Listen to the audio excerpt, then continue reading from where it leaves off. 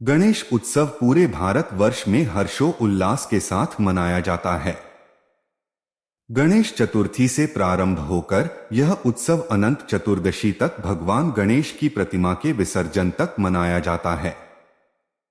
सृष्टि के आरंभ में जब यह प्रश्न उठा कि प्रथम पूज्य किसे माना जाए तो देवता भगवान शिव के पास पहुंचे। तब शिव जी ने कहा, संपूर्ण पृथ्वी की परिक्रमा जो सबसे पहले कर लेगा उसे ही प्रथम पूज्य माना जाएगा।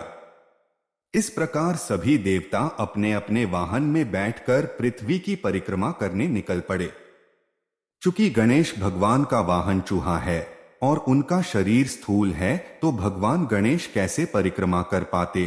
तब भगवान गणेश जी ने अपनी बुद्धि और चतुराई से अपने पिता भगवान शिव और माता पार्वती की 3 परिक्रमा पूरी की और हाथ जोड़कर खड़े हो गए। तब भगवान शिव ने कहा कि तुमसे बड़ा और बुद्धिमान इस पूरे संसार में और कोई नहीं है। माता और पिता की 3 परिक्रमा करने से तुमने तीनों लोकों की परिक्रमा पूरी कर ली है और इसका पुण्य तुम्हें मिल गया जो पृथ्वी की परिक्रमा से भी बड़ा है।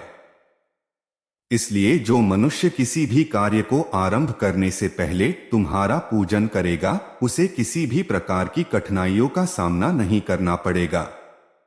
बस तभी से भगवान गणेश अग्र पूज्य हो गए और उनकी पूजा सभी देवी और देवताओं से पहले की जाने लगी और फिर भगवान गणेश की पूजा के बाद बाकी सभी देवताओं की पूजा की जाती है। इसलिए गणेश चतुर्थी में गणेश भगवान की पूजा की जाती है।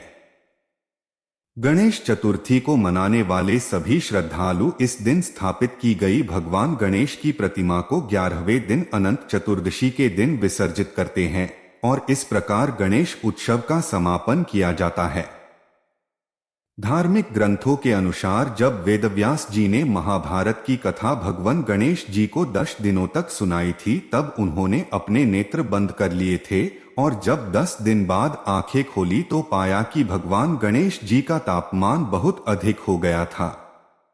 फिर उसी समय वेदव्यास जी निकट स्थित कुंड में स्नान करवाया था, जिससे उनके शरीर का तापमान कम हुआ। इसलिए गणपति स्थापना के अगले 10 दिन तक गणेश जी की पूजा की जाती है और फिर 11वें भगवान गणेश जी की प्रतिमा का विसर्जन कर दिया जाता है। गणेश विसर्जन इस बात का भी प्रतीक है कि यह शरीर मिट्टी का बना है और अंत में मिट्टी में ही मिल जाना है। अब जानते हैं कि गणेश उत्सव कब से मनाया जाता है।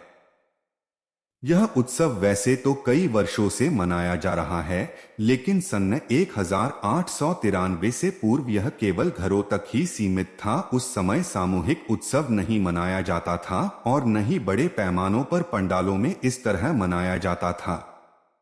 सन 1893 में बाल गंगाधर तिलक ने अंग्रेजों के विरुद्ध एकजुट करने के लिए एक पैमाने पर इस उत्सव का आयोजन किया, जिसमें बड़े पैमाने पर लोगों ने बढ़ चढ़कर हिस्सा लिया और इस प्रकार पूरे राष्ट्र में गणेश चतुर्थी मनाया जाने लगा। बाल गंगाधर तिलक ने यह आयोजन महाराष्ट्र में किया था, इसलिए यह पर्व पूरे महाराष्ट्र में बढ़ चढ़कर मनाया जाने लगा। तिलक उस समय स्वराज्य के लिए संघर्ष कर रहे थे और उन्हें एक ऐसा मंच चाहिए था जिसमें माध्यम से उनकी आवाज अधिक से अधिक लोगों तक पहुंचे और तब उन्होंने गणपति उत्सव का चयन किया और इसे एक भव्य रूप दिया जिसकी छवि आज तक पूरे महाराष्ट्र में देखने को मिलता है।